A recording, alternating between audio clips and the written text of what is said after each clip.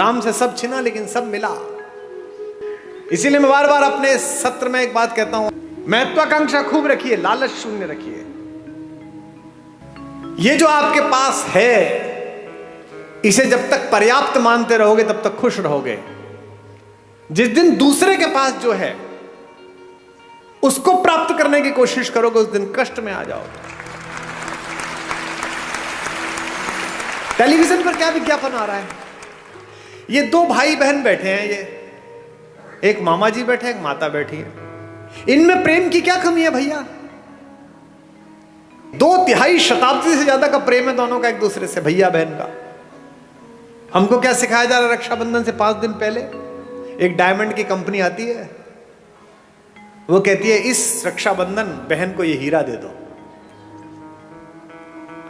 हमको क्या सिखाया जा रहा है करवा चौथ पर? ये डायमंड दे दो। यहां तक कि घर में हम कौन सा कुकर खरीदें इस पर भी प्रेम। जो बीवी से करे प्यार वो इस फला कुकर से कैसे करें इनकार?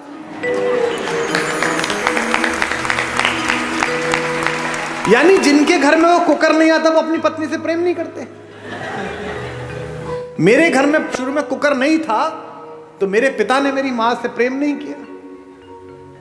कैसी मूर्खतापूर्ण बात है। साधनों से अगर प्रेम होता, अगर साधन प्रेम का प्रतीक होते तो राम पिछड़ जाते, रावण जीत जाता। मुझसे लोग कहते हैं आगरे में एक सफेद रंग की बिल्डिंग दिखा करके ये प्रेम का प्रतीक है।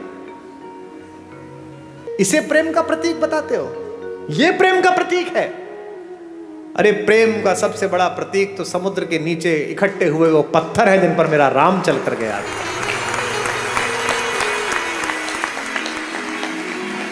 मुझे माफ करेंगी हमारी भाभियां, रात को टीवी पे क्या देख रहे हो? एक घर में 3 बहुएं हैं, पूरी रात षड्यंत्र चल रहा है। छोटी वाली ने बड़ी वाली का ऐसा करा, बड़ी वाली ने इसका ऐसा। ये अचानक नहीं हो रहा है। ये क्या सोच रहे हो? आपकी कहानी चल रही है। कहानी तो रामायण की चली थी तो कर्फ्यू लग जाते थे। तुम्हारे हीरे मोती जा चुके, तुम्हारी विद्या जा चुकी, तुम्हारी सारी तकनीक जा चुकी, तुम्हारे लड़के जा चुके, सब जा चुके। तुम्हारे पास एक चीज बची है जिसे छीनने के लिए पागल है पश्चिम, और वो चीज है तुम्हारा परिवार, तुम्हारे संस्कार। यदि चाहते हो कि तुम्हारे बेटियां दूसरे घरों में जो गई हैं उनको स्नेह मिले तो अपनी बहुओं को स्नेह देना शुरू कर। यह संभव नहीं है कि तुम दूसरे की बेटी को स्नेह नहीं दोगे और अपनी बेटी के लिए स्नेह का मांग करोगे। यह सब वाइस वर्सा है। यह भी ईश्वर ने तय किया है। और शेष रघुनाथ पर छोड़ दो, शेष भगवान पर छोड़ दो, क्योंकि अगर वो साथ हैं तो फिर किस बात की चिंता।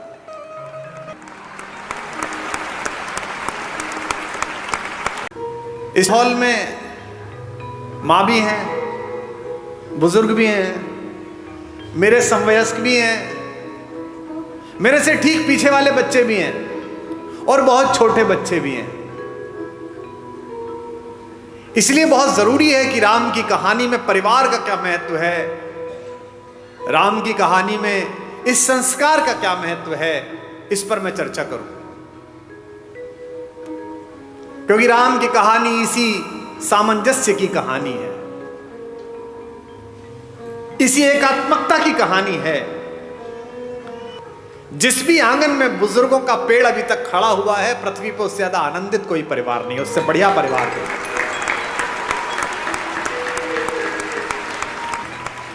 और परिवार को यह जानना जरूर है कि ये परिवार बचेंगे कैसे।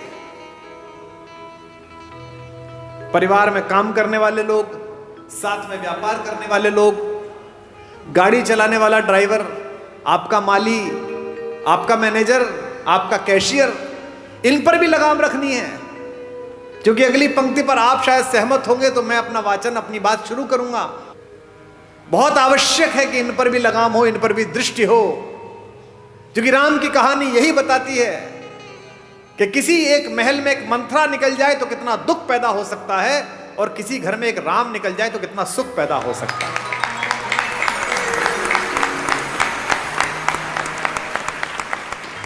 दशरथ ने राम से यह तक कहा कि तेरी ये छोटी मां मुझसे गलत काम करा रही है बेटे, और तू इस समय सेनापति है, सारी सेनाओं का कंट्रोल तेरे हाथ में है, तू मुझे गिरफ्तार कर ले और मुझे जेल में डाल दे तो मेरा वचन भंग भी नहीं हुआ और तेरा राज्याभिषेक भी हो गया।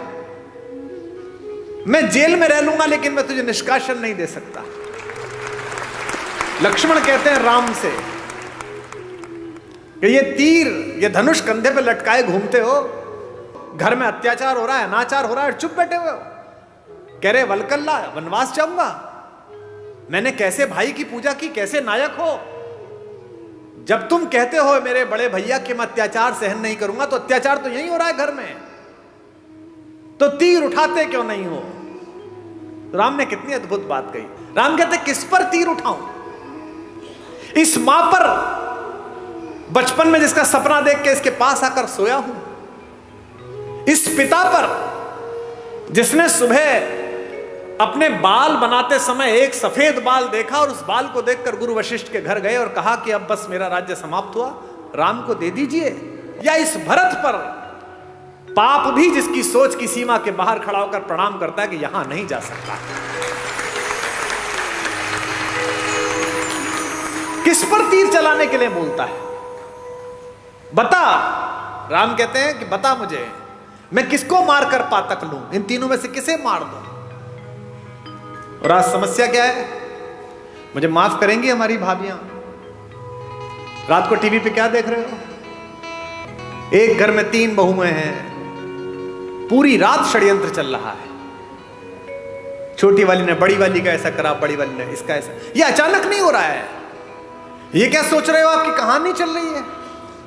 कहानी तो रामायण की चली थी तो कर्फ्यू लग जाते थे।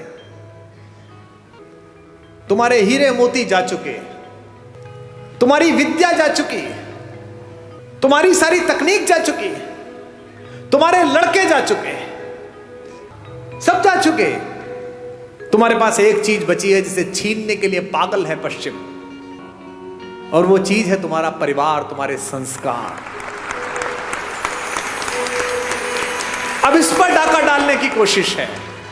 कोई सीरीज देख लो, उसके 40 मिनट में एक बलात्कार होगा, एक हत्या होगी, एक संस्कृति और कला के ऊपर, भारतीय दर्शन के ऊपर गंदी गंदी गालियां होंगी।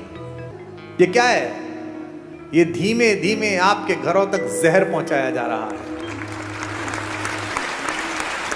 क्या दिखाया जा रहा है आपके सीरियल में, एक लड़का है घर में, वो लड़का चरित्रहीन भी है, वो जिससे उसका विवाह हुआ उसके बाद भी किसी से प्रेम में है, वो जिससे प्रेम हुआ उसके बाद तीसरे से भी किसी से प्रेम में है।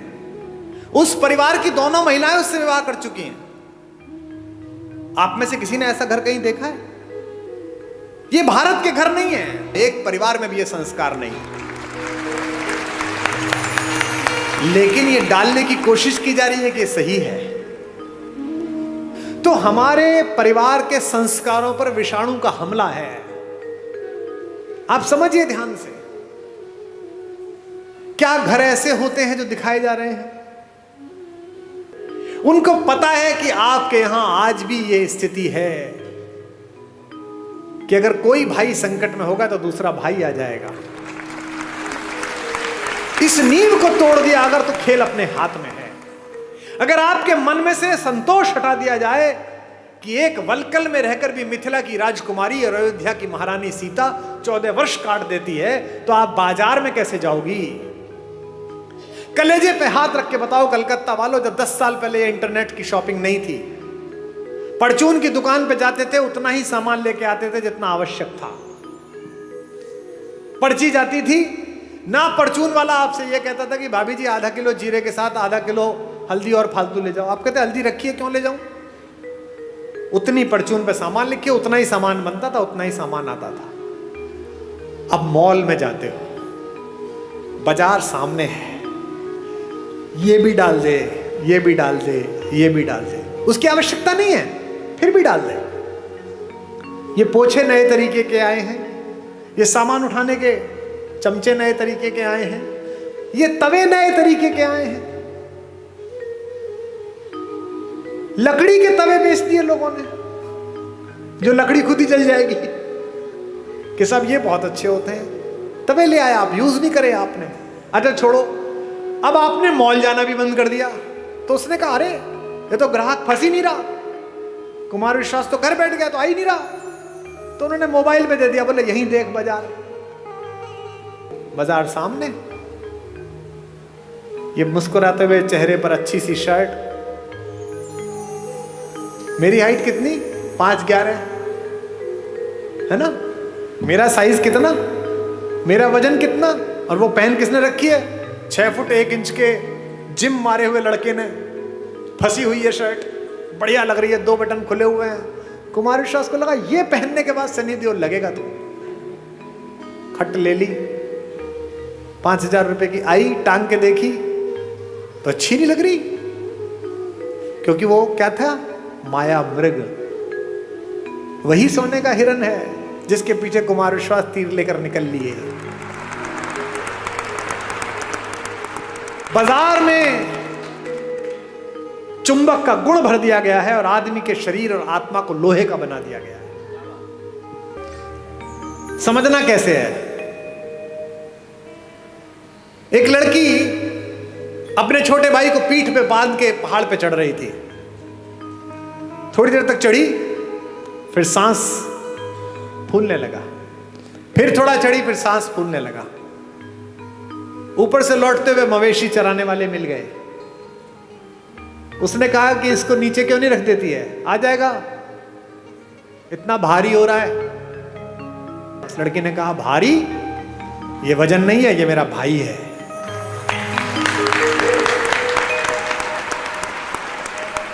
एक व्यापारी सोने की अशर्फियां पीठ पर बांधे हुए पहाड़ पर चढ़ रहा था, उसी पहाड़ पर सोने की अशर्फियां भारी थी, चढ़ने लगा, सांस फूलने लगा, और चढ़ा, सांस फूलने लगा। एक जगह ऐसी आ गई कि या तो इसे फेंकना पड़ेगा या कुछ करना पड़ेगा, ऊपर से वही गडरिया वापस लौट रहे थे।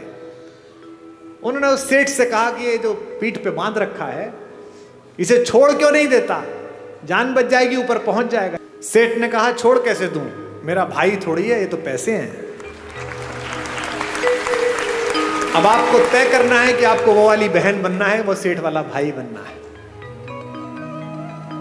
एक राम है जो जंगल में घूमते हुए सुग्रीव को भी भाई बना लेते हैं, हनुमान को भी कहते हैं तुम मोहि प्रिय ही भरत सम भाई। और एक रावण है जो अपने सगे भाई विभीषण को भी लात मार के बाहर भगा देता है।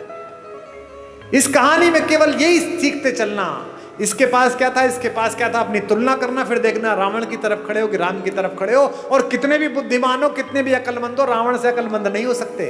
उसके 10 सिर थे, 10 सिर का मतलब सिर लगे हुए नहीं थे, 10 लोगों के बराबर की आईक्यू थी। आपके घरों में कई बहुएं होती है ना, जिनके बारे में सास कहती हैं कि इसके 4 हाथ हैं, इधर चाय रखती है, इधर सब्जी काटती है, इधर ये करती है। और कई बहुएं ऐसी होती है 2 हाथ होने के बाद भी एक भी नहीं होता, अलग अलग तरह की होती हैं। 4 हाथ का मतलब 4 हाथ थोड़ी है, 4 हाथ का मतलब खटाखट काम करती है, ऐसी बहू होती है। तो रावण के 10 सिर ऐसे नहीं थे कि लगे हुए थे जो उन्होंने रामलीला में दिखा दिए। रावण के पास 10 लोगों की आईक्यू थी, वो पुलस्त मुनि का नाती था, संस्कृत का और आयुर्वेद का और विमान शास्त्र का और रसायन विज्ञान का अद्भुत विद्यार्थी था। भगवान शंकर जिसके गुरु हों, जिसने शिव तांडव स्तोत्र जैसी बड़ी रचना को लिखा हो, वो उसको घर में घुस के एक तपस्वी ने मार दिया। क्यों? क्योंकि प्रवृत्ति की बात थी, प्राप्त और पर्याप्त के बीच का अंतर था। राम को त्रैलोक्य में सौंदर्य के पहले 5-10 नाम में आने वाली रावण की अनित्य सुंदरी बहन सूपनखा प्रस्ताव देती है कि जंगल है, कौन देखेगा, मुझसे प्रेम कर ले, विवाह कर ले, और ये तो वैसे भी बिना माँ बाप के तेरे साथ आई है, तो सब निभा लेगी। राम कहते हैं माता मेरा विवाह हो चुका। लक्ष्मण से कहती है, लक्ष्मण भी यही करते हैं, गुस्से में सीता को हानि पहुंचाने की कोशिश करती है और ऐसे में अस्त्र उठता है और उसकी नाक पर चोट लग जाती है, जो रावण के गुस्से का कारण बनी है। ये राम है जो जंगल में भी मिले हुए इस अश्लील, अशालीन, असंस्कारी, अपारिवारिक अवसर को ठुकरा देते हैं। और एक रावण है जो पंच कन्याओं में पूजित माता मंदोदरी का पति होने के बावजूद भी सिर्फ इतना सुनकर कि जंगल में दो लोग घूम रहे हैं, उनकी बीवी बहुत अच्छी है, उसके पीछे लग जाता है। इसीलिए उसके कुल वंश का नाश होता है, सारी पीढ़ियां ध्वस्त हो जाती हैं, सब लोग समाप्त हो जाते हैं। मैं केवल ये सोचता हूं कि अगर मेरे बोलने से 10 लोग, 20 लोग, 50 लोग, 100 लोग भी गुणात्मक परिवर्तन जीवन में हो जाए तो बढ़िया बात हो जाएगी। एक सज्जन ने मुझे चिट्ठी लिख कर दी, ऐसे ही जैसे ये चिट्ठी आई है कि साहब वो मैं कल आया था, आपने राम और भरत के प्रेम के विषय में बताया, और मेरे सगे भाई साहब जो है वह हिम्मतनगर गुजरात में रहते हैं, और मेरा उनसे 25-30 साल से संपत्ति विवाद चल रहा है। ना मैं उनके बच्चों की शादी में गया, ना वो मेरे शादी में आए, पर कल रात सुन के मैं बहुत रोया। अब कल जब आपका कार्यक्रम समाप्त हो जाएगा तो मैंने दोनों बेटों को, बहुओं को लेकर मैं जा रहा हूं हिम्मतनगर, और संपत्ति के और अदालत के सारे कागज लेकर उनके चरणों में रख दूंगा और कह दूंगा भैया जो आप जाने करिए, बस मुझे माफ कर दीजिए, मुझे चरणों में स्थान दीजिए। मुझे लगता है कि यही आपका पारिश्रमिक है, यही आपका प्रतिफल है। जिस समय आप दूसरे में ईश्वर देखना प्रारंभ कर देंगे, उस समय ईर्ष्या, कुंठा, बेईमानी, दुष्टताएं सबका विलोप हो जाएगा। और ये पृथ्वी इसीलिए बची हुई है अभी तक भी कि इसमें अच्छे लोगों का प्रतिशत ज्यादा है, बुरे लोगों का प्रतिशत कम है। हमारे एक शायर का शेर है कि दुनिया नफरतों की आखिरी स्टेज पर है, इलाज इसका मोहब्बत के सिवा कुछ भी नहीं है। ये दोनों भाई थे, यूक्रेन और रूस, एक दूसरे के खून के प्यासे हैं, निरपराध लोगों को मार रहे हैं। और मरवा कौन रहा है? वो बाहर बैठा हुआ एक आदमी, वो यूक्रेन से कह रहा चिंता मत करना, हथियार कितने में मिलेंगे तू जारी रख। ऐसे बहुत लोग मिलेंगे आपके परिवार में बाहर खड़े हुए, जो आपके बच्चों को, आपकी बेटियों को, आपके बेटों को आपको सिखाएंगे कि घर में लड़ाई है, जारी रख, मैं तेरे साथ खड़ा हूं। वो अपने साथ खड़े, आपके साथ नहीं खड़े हुए। जो भी व्यक्ति ऐसी बात करता मिले कि चिंता मत करना, मैं तेरे साथ खड़ा हूं, अपने भाई के खिलाफ हो जा, बहन के खिलाफ हो जा, मां के खिलाफ हो जा, समझना कि वो आपके साथ नहीं खड़ा है। तो ध्यान रखना, आपकी पारिवारिक शांति में तब तक सफलता बनी हुई है जब तक बाहर खड़ा हुआ एक आदमी जो आपको बहकाता है, आप उसकी चपेट में नहीं आ रहे।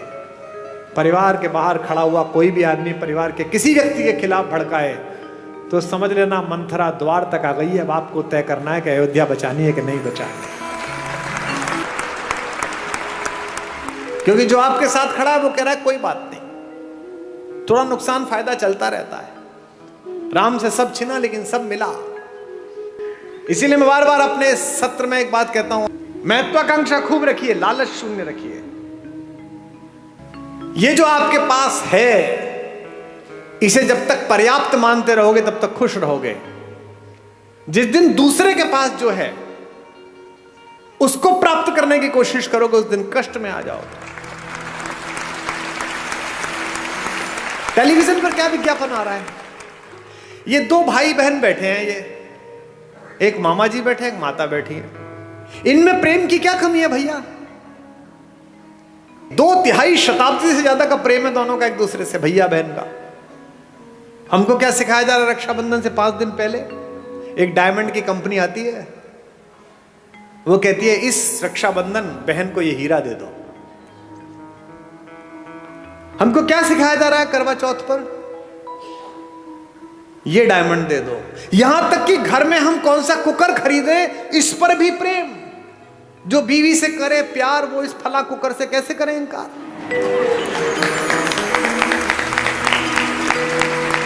यानी जिनके घर में वो कुकर नहीं आता वो अपनी पत्नी से प्रेम नहीं करते।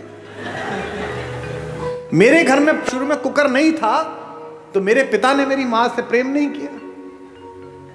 कैसी मूर्खतापूर्ण बात है। साधनों से अगर प्रेम होता, अगर साधन प्रेम का प्रतीक होते तो राम पिछड़ जाते, रावण जीत जाता। मुझसे लोग कहते हैं आगरे में एक सफेद रंग की बिल्डिंग दिखाकर के ये प्रेम का प्रतीक है। इसे प्रेम का प्रतीक बताते हो? ये प्रेम का प्रतीक है? अरे प्रेम का सबसे बड़ा प्रतीक तो समुद्र के नीचे इकट्ठे हुए वो पत्थर है जिन पर मेरा राम चल कर गया था।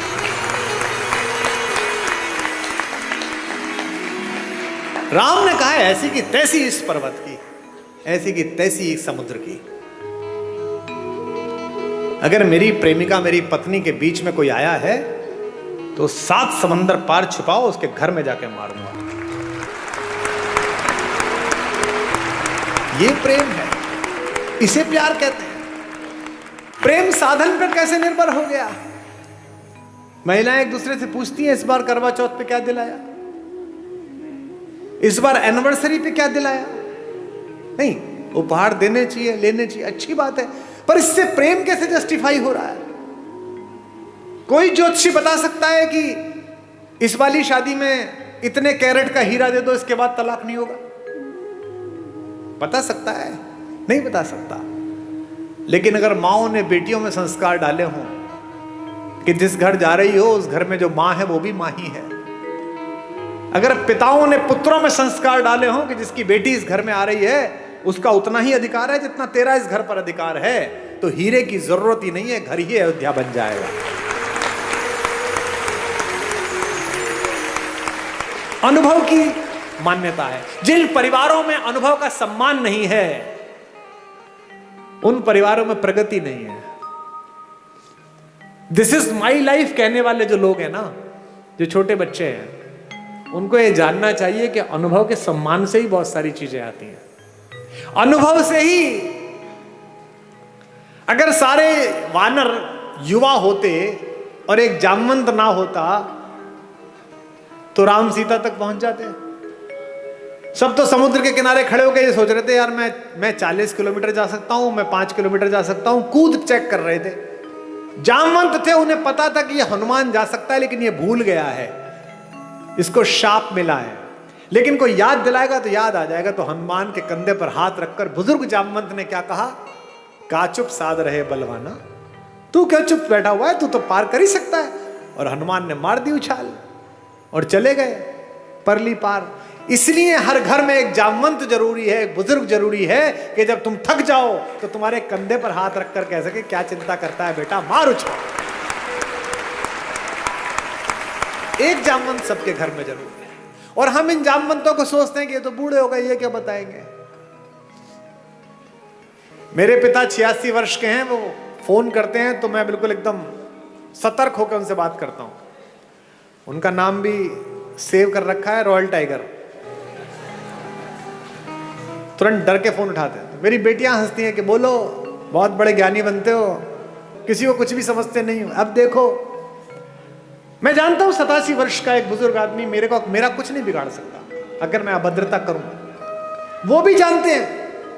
लेकिन मैं उनके आदर के अतिरिक्त मेरा लोभ ये भी है कि मेरी बेटियां ये सीख जाएं, ताकि मैं जब 87 वर्ष का हूं तो मेरी बात को वो गंभीरता से सुने कि बाप का फोन आया। यदि चाहते हो कि तुम्हारा बेटा तुम्हारा आदर करे तो अपने पिता का आदर करना शुरू कर दो।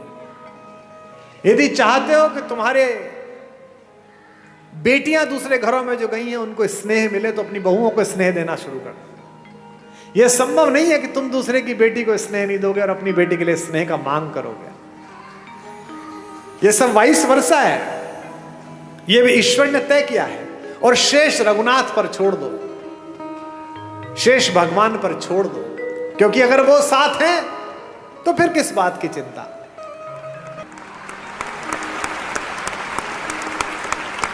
जब विश्वामित्र लेकर गए जनकपुरी में तो धनुष तोड़ दिया।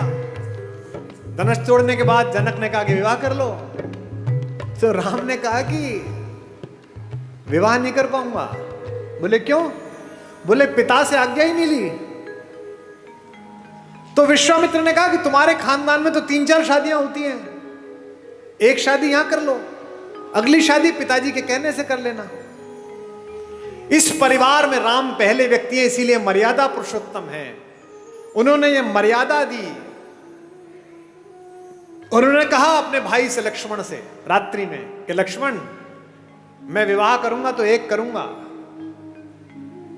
क्योंकि मैं तो था नहीं, लेकिन एक क्षत्र इस अंतःपुर पर, इस रनिवास पर राज करती हुई मेरी मां कौशल्या के सामने जब दूसरी मां आई होंगी तो निश्चित रूप से मां को थोड़ा कष्ट तो हुआ होगा, और इन दोनों माओं के सम्मुख जब तीसरी मां आई होगी तो इन दोनों माओं को कष्ट हुआ होगा। तो आज के बाद से मैं मर्यादा स्थापित करूंगा कि विवाह करूंगा तो एक करूंगा। लक्ष्मण कहते हैं अपना धनुष उनके चरणों में रखकर कि भैया अगर आप ये मर्यादा पालन करते हैं तो मैं भी आज एक प्रण लेता हूं कि चाहे कुछ हो जाए मैं आपके चरणों को छोड़कर कहीं नहीं जाऊंगा, मैं आपकी परछाई की तरह आपके पीछे पीछे चलूंगा। उर्मिला है जो पति के साथ नहीं गई है, रह गई है। मांडवी है, रात में जिस दिन भरत लौट आए हैं, पूरा घर लौट के थक के सो रहा है, कौशल्या को नींद नहीं आ रही, क्योंकि जिस बेटे से इतना प्यार करती हैं उसे जंगल में देखकर लौटी है। और जंगल में भी कैसा देखा है, पैर में इतनी इतनी बड़ी बिवाई है, जिन केशों से कंधा ढका रहता था, जो जुल्फें उड़ती रहती थी, वो केश लटिया गए हैं।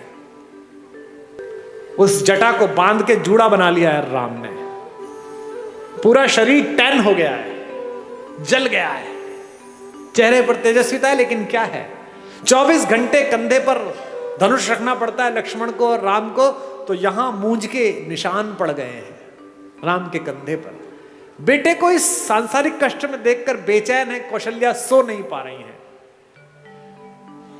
क्योंकि माएं ही हैं जो एक कष्ट पहचान लेती हैं। गूगल आर्टिफिशियल इंटेलिजेंस बना रहा है, आईफोन आजकल आपकी बात समझ लेता है। एक चीज पसंद कर दो, कोई साड़ी, कोई टेबल, कोई फोन, 71 विज्ञापन आ जाते हैं।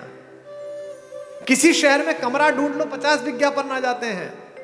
किसी दोस्त को लिख के भेज दो कि okay I am coming, just prepare a wonderful coffee, तो जिस शहर में उतरो कॉफी का ऐड आ जाता है कि बगल में है, पी ले जाके। इसे आर्टिफिशियल इंटेलिजेंस कहते हैं। दुनिया का सबसे बड़ा आर्टिफिशियल इंटेलिजेंस मां में बनाया गया है। आप खाना खाने बैठते हैं, आप कुछ बोलते नहीं हैं, पहला कौर अंदर जाता है मुंह में, और मां नमक की शीशी आगे कर देती है देख के कि नमक शायद कम पड़ा है, इसे पसंद नहीं है। इसे आर्टिफिशियल इंटेलिजेंस। तो कौशल्या जगी हुई है। कौशल्या देखती है कि ऊपर रनिवास में कोई लड़की घूम रही है। कहती कौन है इस समय जो हमारे एनक्रोचमेंट में हमारी जगह पर घूम रही है, दासी तो हो नहीं सकती। ऊपर जाती है तो देखती है मांडवी घूम रही है, भरत की पत्नी। मांडवी पैर छूती है, मां आप सोई नहीं? तो कहती है बेटा नींद नहीं आई। तू क्यों जागी हुई है? भरत के पास जा। मांडवी कहती है कि मां शायद आपको पता नहीं, आप कक्ष में थी, वो तो यहां नहीं है। कहां गया? उन्होंने कहा कि जब तक राम जंगल में रहेंगे मैं राजधानी में नहीं रहूंगा, मैं अयोध्या के ठीक बाहर नंदीग्राम में कुटिया बना के रहूंगा। राम नीचे सोते हैं, मैं नीचे सोऊंगा। वो वलकल पहनते, मैं वलकल पहनूंगा। वो चप्पल नहीं पहनते, मैं चप्पल नहीं पहनूंगा। वहीं से मैं अयोध्या चलाऊंगा। कहां? तो दिखाती है कि मां वो देखो दूर जो कुटिया बनी हुई है, वो कुटिया बनाई है। तू क्यों नहीं गई बेटा? मांडवी कहती है मां मैंने तो कहा था जंगल में आपको जरूरत पड़ेगी, मैं आपके साथ चलती हूं। देखिए कैसा भरत है। उन्होंने मुझसे कहा कि नहीं, भाभी जंगल चली गई है, तीनों माएं अकेली हैं, ऐसे में बड़ी बहू तू है, तेरा घर पर रहना जरूरी है तीनों माओं की सेवा के लिए। ऐसी मांडवी है, ऐसा भरत। फिर मांडवी से कहती है अच्छा कोई बात नहीं, तू सो जा। बोले नहीं, अभी मां उनकी झोपड़ी में दीपक जल रहा है, यानी वो काम कर रहे हैं। जब तक वो जागेंगे तब तक तो मुझे जागना पड़ेगा। लोग हमसे कहते हैं कि ये वुमेन एम्पावरमेंट के खिलाफ है। तुमसे कभी कोई कहता मिले कि हिंदुस्तान वुमेन एम्पावरमेंट के खिलाफ था तो इन्हें सदा बताना।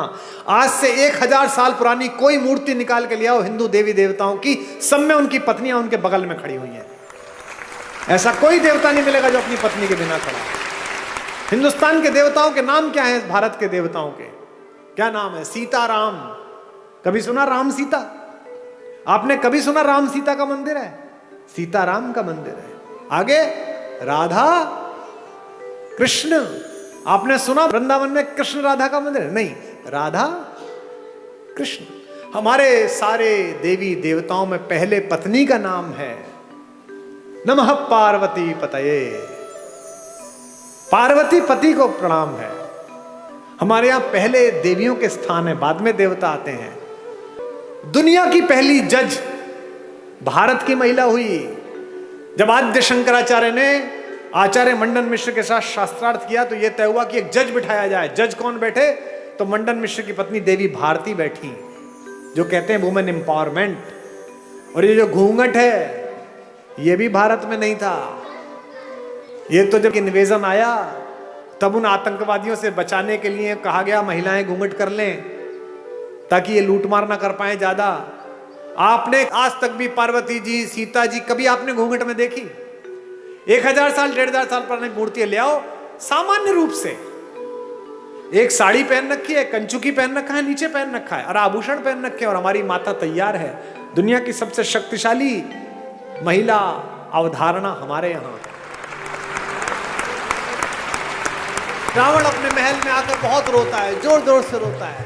मंदोदरी ने पूछा कि क्यों रोते हो? अब तो उठा लाए उसे। बोले उठाकर भी बेकार, वो मुझसे प्रेम की दृष्टि ही नहीं डालती मुझे। पत्नियां कैसी भी हो पति का दुख नहीं सह पाती, और मंदोदरी तो पंचकन्याओं में से एक पूजित है हमारी माता। माता मंदोदरी ने कहा कि अच्छा बात तो दुष्टतापूर्ण है, पर तुम्हें कष्ट ना हो इसके लिए तुम्हें एक सलाह दे रही हूं। तुम तो मायावी हो, एक काम करो, कल राम का रूप बना के उसके सामने जाना, वो राम समझ के तुम्हें प्रेम कर लेगी। इस पर रावण और फूट फूट कर रोने लगा। उसने कहा अब क्या हुआ? बोले ये प्रयास 4-5 बार कर चुका हूं, पर जैसे ही राम का रूप धारण करता हूं मुझे तुम्हारे अतिरिक्त दुनिया की प्रत्येक स्त्री अपनी बहन दिखाई देने लगती है, अपनी मां दिखाई देती है। तो राम कैसे नजर आते हैं अगर आपकी दृष्टि में उतरते हैं? उनके चरणों में ही सुख के चारों धाम नजर आते हैं। उनके चरणों में ही सुख के चारों धाम नजर आते हैं। भावनाओं के और भक्ति के सब आयाम नजर आते हैं। भावनाओं के और भक्ति के सब आयाम नजर आते हैं। मन के चित्रकूट से लेकर आशाओं की अवधपुरी तक, मन के चित्रकूट से लेकर आशाओं की अवधपुरी तक, जिधर नजर जाती है मुझको, जिधर नजर जाती है मुझको, केवल राम नजर आते हैं। जिधर नजर जाती है मुझको, केवल राम नजर आते हैं। तुझ में राम नजर आते हैं, तुझ में राम नजर आते हैं। तुझ में राम नजर आते हैं, तुझ में राम नजर आते हैं। अच्छा ये बच्चियां बैठी है, इनकी जब शादी होती है तो एंगेजमेंट रिंग कितनी महंगी बनती है? सीता की एंगेजमेंट रिंग कितनी महंगी होगी? लेकिन जब केवट के सामने भगवान राम बिना पैसे के खड़े हो गए कि उतराई देने के लिए कुछ नहीं है, और केवट ने कहा ऐसे तो जाने नहीं दूंगा, पैसे दो, उतराई तो देनी पड़ेगी। तो पति का अपमान ना हो जाए, पति यहां संकट में ना लगे, सीता ने चुपचाप अपनी अंगूठी उतारी और राम के हाथ में दे दी कि ये दे दो। गोस्वामी जी ने लिखा, पियसिय की ही जानन हारी, मुदित मगन मणि मुद्री उतारी। मणि उतार कर दे दी। ये सीता है, ये सीता सिखाई गई थी, ये सीता घर घर में सिखाई गई थी। इसीलिए हमारी माएं, हमारी नानियां, हमारी दादियां कम में काम चला लेती थी। आज क्या हो गया? कम हो गया तो झगड़ा हो गया। पति की नौकरी 4 साल नहीं लगी तो तलाक हो गया, पत्नी की नौकरी छूट गई तो झगड़ा हो गया। इसका मतलब क्या है? सुख साधन पर केंद्रित कर दिया। और यहां बैठे हुए धनी लोगों सुख साधन में है ही नहीं। तुम्हारे ऑफिस में जब 15,000 रुपए में बाहर खड़े होकर सफाई करता है लड़का, जो तुम्हारी गाड़ी पर पोछा मारता है, किसी दिन कलकत्ता में आसमान में हल्की बारिश होती है, साइकिल से वापस जाता हुआ बाजार से पाव भर बेसन खरीदता है, पाव भर प्याज खरीदता है, आलू खरीदता है, एक छोटी सी बोतल में 200 मिलीलीटर तेल सरसों का लेता है और पत्नी से कहता है मौसम बहुत अच्छा रहा, पकौड़े बना ले।